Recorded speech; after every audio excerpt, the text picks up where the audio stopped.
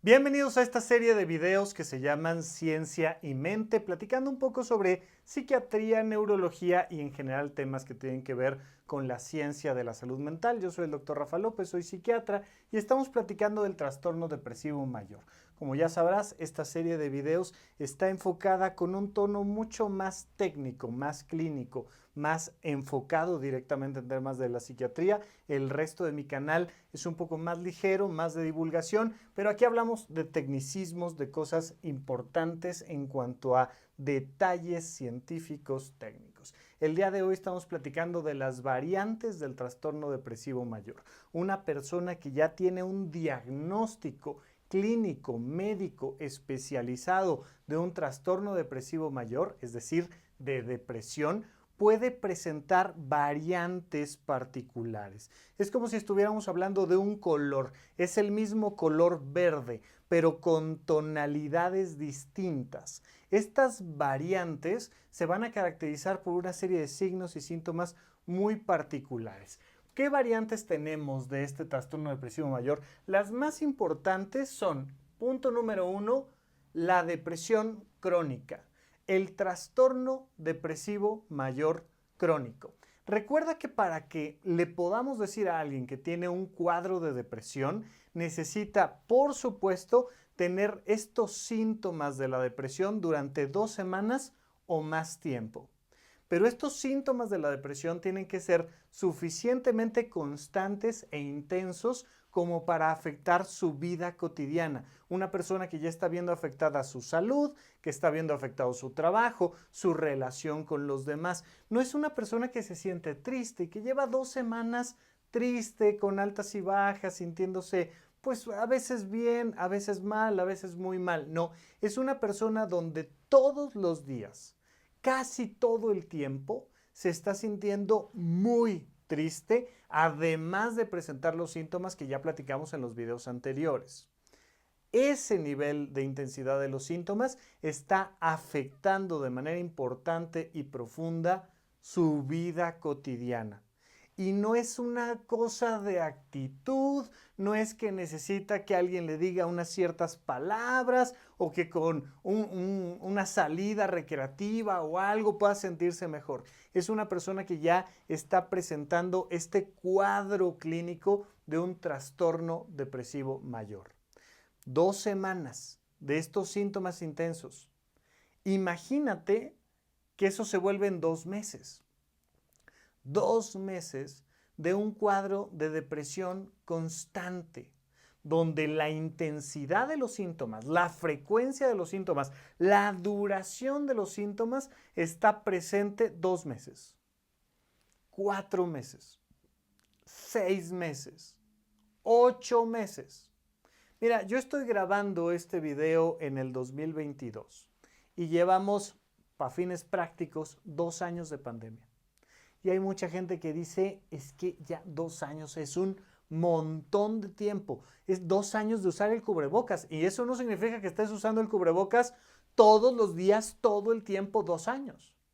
Imagínate que esos 2 años de pandemia son todos los días, todo el tiempo, teniendo síntomas depresivos intensos. La mayoría de estas variantes se presentan ante cuadros de depresión bastante graves. Nos hablan muchas veces de algo más, nos hablan de otro nivel de gravedad en el tema de los cuadros depresivos. En este caso, la primer variante clara es el trastorno depresivo mayor crónico, donde la duración de este trastorno depresivo mayor es de 2 años o más. Esa es la primera variante. Un psiquiatra cuando está haciendo un diagnóstico, esto pasa sobre todo a nivel hospitalario, por supuesto que puede pasar dentro de la consulta médica, clínica que habitualmente hace un psiquiatra. Hay muchas personas que creen que los psiquiatras son todos terapeutas, son todos personas que se ponen a platicar contigo de tu depresión, pero también de tu vocación, pero que te van a dar un cierto nivel de terapia psicológica. Hay muchos psiquiatras que no son terapeutas, Son psiquiatras, son médicos especializados en la salud mental, pero desde una perspectiva biológica, médica muy especial.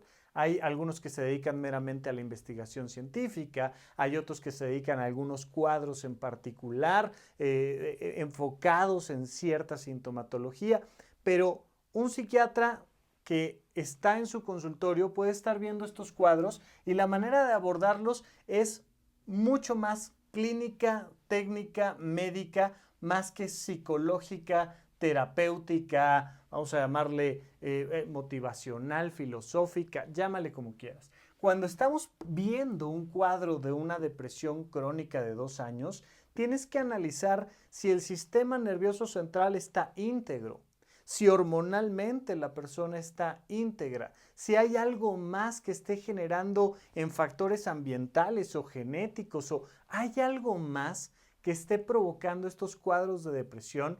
La mayoría de las personas que llegan a presentar un episodio depresivo normalmente se recuperan con y sin medicamentos, con y sin terapias, con y sin la mayoría.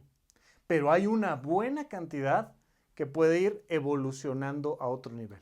Pero especialmente cuando hay de base alguna otra cosa médicamente hablando, pueden presentarse estos cuadros clínicos, médicos, psiquiátricos de depresiones crónicas o del resto de las características.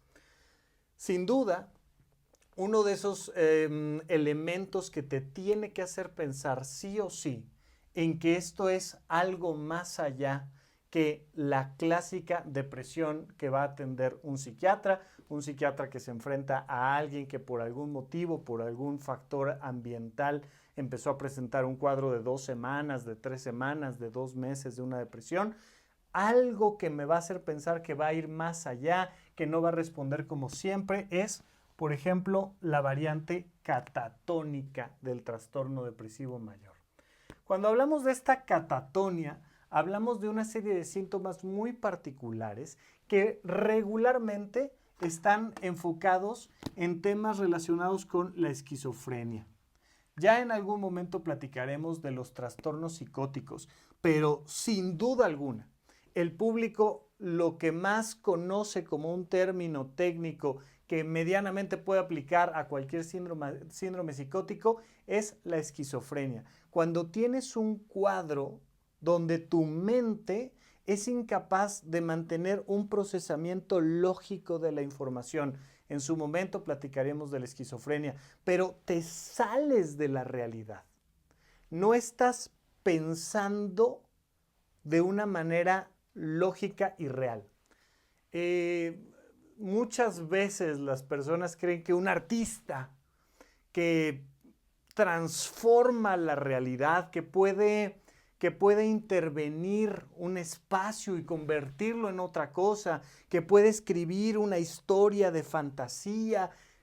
Muchas personas creen que los psiquiatras vamos a decir, es que está loco, es que fíjate que tiene esquizofrenia, ¿verdad? Y que es meramente creatividad. No, la creatividad requiere de lógica, mientras que cuando tienes enfermo el procesamiento de la lógica, cuando francamente no estás pensando adecuadamente, es como si pusieras toda la información. Imagínate un cajón que tengas con tickets y papeles y libros y pudieras agarrar todo eso hecho pedacitos y agarraras un bonche así de papeles y lo pusieras sobre la mesa y armaras una historia con esos pedazos. Y tienes un pedacito de un ticket de compra, pero tienes por otro lado un fragmento de una novela, pero acá de esta otra parte tienes además una carta y una lista del súper y vas agarrando pedazos y con esos pedazos armas muy a la ligera una historia rápida. Eso pasa cuando tu mente pierde esta capacidad de juicio. Empiezas a pensar fuera de la realidad de una manera tan abigarrada que afecta tu vida cotidiana. No es un acto de creatividad. La creatividad se parece mucho. Tomas un elemento, tomas un color con esta historia y la tomas con una noticia actual que está pasando y creas una nueva historia lógica. En la anterior, no en la creatividad, sino en los cuadros psicóticos, como en la esquizofrenia, creas historias que son ininteligibles, que son disfuncionales, que no sirven, que no presentan una anécdota, un proceso de cuestionamiento, de belleza, una crítica social. No, es completamente abigarrado. Bueno, cuando una persona tiene este tipo de enfermedades psicóticas, se presenta frecuentemente síntomas catatónicos. Aquí estamos hablando de una depresión donde el nivel de depresión llegó a este punto catatónico. Tiene que hacerte pensar en descartar esquizofrenia, tiene que hacerte pensar en descartar trastorno bipolar, tiene que hacerte pensar un cuadro de depresión catatónica en un tumor en el sistema nervioso central o una encefalitis, una infección del sistema nervioso central o una serie de cosas que ya estamos hablando de un cuadro diferente, es una variante diferente de la depresión. Cuando hablamos de esta catatonia, hablamos, por ejemplo, de catalepsia, donde una persona presenta por este nivel de alteración de su sistema nervioso central, presenta rigidez extrema en los músculos. No es que como que me siento rígido. Las personas llegan como si fueran muñecos de cera. Y tomas una de sus extremidades y la modificas a cierta postura y se quedan ahí hasta que alguien más los vuelve a modificar. No es como un artista que está en la calle, poniendo un sombrerito para colectar monedas y que de repente toma la decisión consciente de permanecer en una cierta posición durante 5 minutos o 10 minutos o dependiendo hasta dónde quiera llevar el ejercicio, 20 minutos. Pero hay una decisión consciente y de hecho, pues por eso se gana la moneda del público, porque es, órale, qué gran capacidad tiene esta persona de mantener su cuerpo en esa postura. Hay una decisión voluntaria de hacerlo. En la catalepsia es lo mismo, pero no hay una decisión voluntaria de hacerlo. La persona está así, está como un muñeco de cera. Y entonces lo puedes poner en alguna X postura y se va a quedar en esa postura. Por supuesto, hay niveles anteriores donde la persona está muy rígida, no ha llegado hasta ese punto, pero se nota la rigidez y cuesta trabajo movilizar a la persona.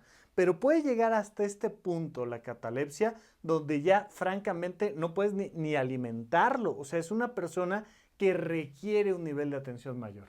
Ha habido algunos estudios con lorazepam, con dosis altas de estas benzodiazepinas que ayudan a mejorar estos procesos, pero requiere de una atención hospitalaria. Ya cuando estamos hablando de esto, ya estamos hablando de un nivel de otro nivel de intensidad en el cuadro depresivo.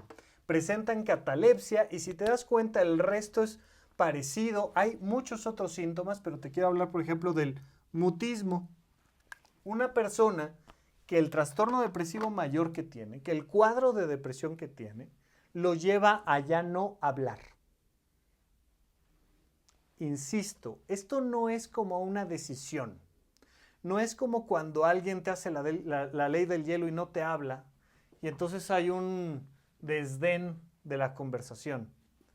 Es un nivel de síntomas en su salud mental que es como si volvieras mudo a alguien.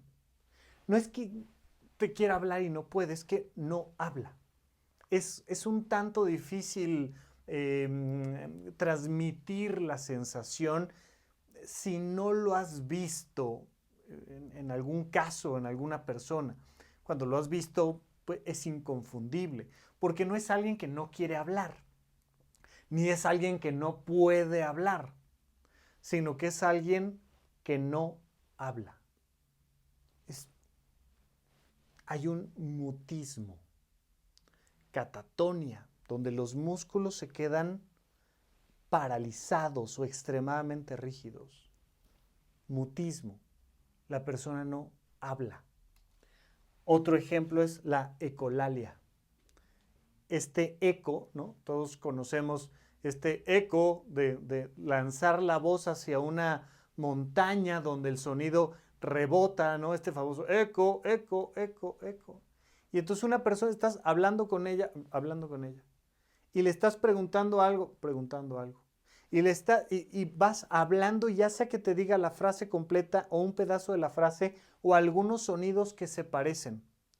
Pero es que la maquinaria, nuestro sistema nervioso central, no está funcionando como normalmente debería de funcionar. Y entonces no es una persona que está jugando a decir las mismas palabras que tú dices y que te está tratando de desesperar repitiendo lo mismo, sino que lo repite. No hay un juego, no hay una decisión voluntaria, no hay un verdadero motivo para hacerlo. Simplemente se hace. Una persona que está rígida de su cuerpo por el nivel de depresión que tiene. Una persona que ya no habla por el nivel de depresión que tiene. Una persona que está haciendo esta ecolalia por el nivel de depresión que tiene. Esta depresión catatónica que ya nos habla de una depresión grave, que ya nos habla de un proceso que requiere atención hospitalaria de otro nivel, de otra forma, y que es otra de las variantes que estamos presentando el día de hoy.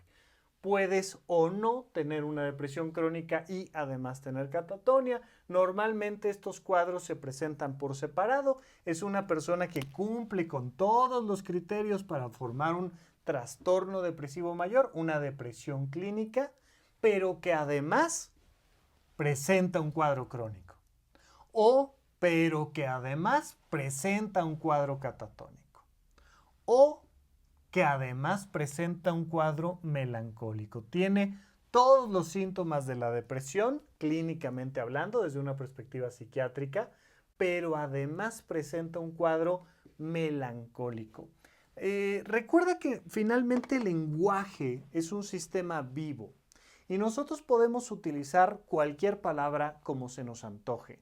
No hay una definición específica de qué es la melancolía. Tú puedes agarrar un diccionario y puede venir ahí una definición específica, sea la Real Academia de la Lengua o sea el diccionario de el que quieras, me da igual.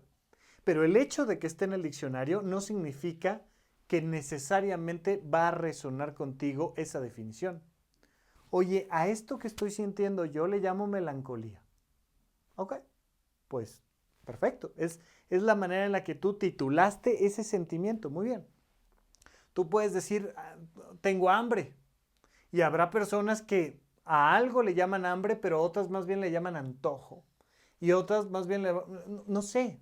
Puedes jugar con el lenguaje y llamarle euforia a algo o entusiasmo a algo, pero tú tienes tu propia definición. Eso está muy bien, está perfecto. Aquí, en términos técnicos, cuando estamos hablando de que una persona tiene melancolía, es porque tiene una sumatoria de síntomas. No porque siente lo que tú quieras que llames tu melancolía. Si yo te digo, oye, ¿has sentido melancolía alguna vez? Ay, sí, fíjate que yo me puse muy melancólico el otro día que... estamos hablando de una emoción normal. Aquí no estamos hablando de una emoción, estamos hablando de un síntoma, estamos hablando de una variante del trastorno depresivo mayor. Cuando hablamos de que alguien tiene una depresión melancólica, no es que, la emoción que siente es como melancolía todo el tiempo. No, es que es una persona que tiene insomnio terminal. Nosotros llamamos por clasificar al insomnio como inicial, intermedio, terminal o final, dependiendo de en qué momento de la noche te afecta. Si te estás tardando más de 30 minutos para dormir y eso te está afectando en tu funcionamiento, en tu manera de descanso, tal, si te cuesta mucho trabajo empezar a dormir a nivel clínico, hablamos de un insomnio inicial. Si lo que pasa es que entre las noches te despiertas varias veces y cuando te despiertas te cuesta trabajo volverte a dormir, entonces hablamos de este insomnio intermedio. Ahorita no estamos platicando de insomnio, ya platicaremos de insomnio, pero estamos hablando de este insomnio intermedio. O si resulta que te toca pararte a ti a las 7 de la mañana, es la hora en la que te deberías de parar para ponerte a hacer tus actividades. Pero en vez de levantarte a las 7 de la mañana, de despertarte a las 7 de la mañana que pusiste la alarma, te estás despertando a las 6, a las 5:30, a las 5. 2 horas antes de lo que tienes que. Y no es que digas, ¡oh, qué padre! Ya me desperté, ya descansé, ya estoy listo, le gané a la alarma, me voy a poner a hacer cosas, traigo entusiasmo, traigo energía. No, quisiera dormir más, pero ya no puedo. Tengo sueño, estoy cansado, me quiero dormir, pero ya no puedo. Y me está pasando esto frecuentemente. Cada noche tengo 2 horas más para dormir. Quiero dormir. Estoy cansado, no estoy recuperándome, pero no me puedo volver a dormir. Una persona que tiene una depresión grave y que además se está despertando 2 horas antes de lo que debe, constantemente, y ese insomnio le está afectando la vida, nos puntea hacia que tiene un trastorno depresivo mayor melancólico. Tiene una depresión melancólica. ¿Es suficiente con esto? No, hay otra serie de criterios, no te los presento todos, pero sí te digo, por ejemplo, además es una persona que tiene anedonia. Ya en otro video platicamos sobre la anedonia, pero esta incapacidad de disfrutar, la anedonia, la falta de placer. Es una persona que es incapaz de disfrutar lo que ya antes disfrutaba. Porque hay muchas personas que dicen, no, pues es que a mí nunca me ha gustado nada, yo no disfruto. Ok, normal, todo bien. Pero una persona que normalmente disfrutaba mucho pararse para ir a jugar tenis o fútbol, o le gustaba escuchar música en su casa y poner sus discos de vinil, o le gustaba salir a caminar a la cuadra y genuinamente saludaba a la gente y le gustaba llegar y platicar con alguien y ya no puede generar ese placer, no puede generar ese disfrute de las actividades que antes disfrutaba, incluyendo la comida, las vacaciones, una fiesta, la boda de sus hijos, lo que tú me quieras decir. Pero de repente la persona es incapaz de experimentar el placer. Tenemos este proceso melancólico donde una persona con un trastorno depresivo mayor presenta insomnio terminal y anedonia, pero además una baja reactividad emocional. Entonces, oye, te ganaste un auto. Como si le dijeras son las 3:30 de la tarde. O sea, oye, es que fíjate que pasó esta cosa buenísima, te ascendieron en el trabajo, alguna buena noticia, algo. Hubo un show de comedia y fuimos y nos la pasamos increíble. Y el mundo en grises, pero verdaderamente flat, así, plano por completo. Y hay baja reactividad emocional, anedonia, insomnio terminal. Híjole, ¿sabes qué? Que esta es una depresión grave con síntomas melancólicos. Y es un diagnóstico diferente. Puede ser un trastorno depresivo mayor crónico o catatónico o melancólico o con un patrón estacional. Y esto es otra cosa que se presenta con frecuencia. Con frecuencia dentro de los trastornos depresivos mayores graves. Esto, por supuesto, nos lleva muchas veces a considerar este trastorno bipolar. Sabemos que el trastorno bipolar, a diferencia de lo que el gran público cree que la bipolaridad es cambiar rápidamente de estado de ánimo. Una persona que está muy contenta y luego está enojada y luego está triste. Ahí es bipolar. No tiene nada que ver con el trastorno bipolar. Ya platicaremos del trastorno bipolar, pero una característica habitual del trastorno bipolar es que son personas que tienen estos cambios emocionales frecuentemente relacionados con procesos estacionales. Resulta que en cierto momento del año, primavera, verano, otoño, invierno, muy frecuentemente en los cambios de año, muy frecuentemente en los cambios de horario. Oye, hubo un cambio de horario, muchas veces desestabiliza ese cambio ambiental a las personas en su estado de ánimo y pueden presentar cuadros de depresión grave. Oye, fíjate que cada vez que hay cambio de horario, del horario de invierno al horario de verano o alguna cosa por el estilo, me da un cuadro de depresión importante. No es que, ay, como que me entristece 2 semanas, no. Es depresión clínica, psiquiátrica, médicamente hablando, es un cuadro de depresión que se relaciona con algún factor cronológico, con algún factor del calendario, con algún factor estacional. Y cambia esa estación y se va la depresión. Regresa a esta estación y regresa a la depresión. Y ves ese historial cíclico. Muchas veces le pedimos a las personas que vayan llevando una bitácora donde vamos viendo su estado de ánimo y de repente comparas 2 años, 4 años, 10 años, porque además lamentablemente los diagnósticos psiquiátricos y especialmente para darle un nombre, un apellido de estacional a ese cuadro depresivo, pues tienes que comparar varios periodos.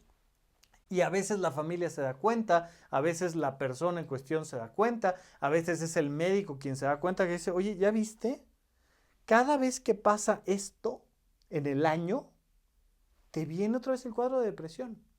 Evidentemente eso nos permite hacer otros estudios, ver si hay un tema de trastorno bipolar, prepararnos para esos momentos, pero es una de las cosas que tenemos que tener en consideración toda la parte estacional. Otra variante del trastorno depresivo mayor es un cuadro atípico. Lo típico, lo frecuente, lo común es que haya insomnio en un cuadro de depresión, que haya disminución del apetito y lo que te decía acá, esta baja reactividad emocional, sentirse como en grises, como flat, como plano, mientras que en un cuadro atípico, pues se da lo opuesto. El sueño se incrementa. En vez de estar teniendo insomnio, de despertarte, de no poder dormir y descansar, duermen demasiado. ¿Cuánto es demasiado? 12 horas, 13 horas, 14 horas. Es dormir en serio. Entonces dormir demasiado. Y a pesar de dormir, la persona se sigue sintiendo cansada, triste, sin energía, pero está durmiendo mucho. O está teniendo, por ejemplo, un incremento importante del apetito. Normalmente el trastorno depresivo mayor te quita el hambre. No se te antoja comer, las personas bajan de peso. En este cuadro atípico incrementas la cantidad de apetito y hay un exceso de reactividad emocional. Andas hipersensible a todo. Todo como que es como si te diera toques eléctricos, cualquier estímulo, cualquier cosita. Andas con una hiperreactividad emocional. Esto se ha descrito frecuentemente en adolescentes, por ejemplo, pero no necesariamente. Siempre estos cuadros tienen que hacernos buscar otras cosas. No siempre las hay, pero sí nos tiene que hacer voltear a ver el resto del sistema, el resto del cuerpo, como algo más puede estar pasando aquí o dentro del mundo de la psiquiatría puede estar esto explicado por algún otro diagnóstico. Pero en el cuadro atípico, entonces vemos estos signos al revés. Hay mucho sueño, hay mucho apetito, hay mucha reactividad emocional. Y sin duda, esto es muy importante, la variante del posparto, a lo que en inglés le llaman baby blue, pero aquí estamos hablando desde una perspectiva mucho más clínica.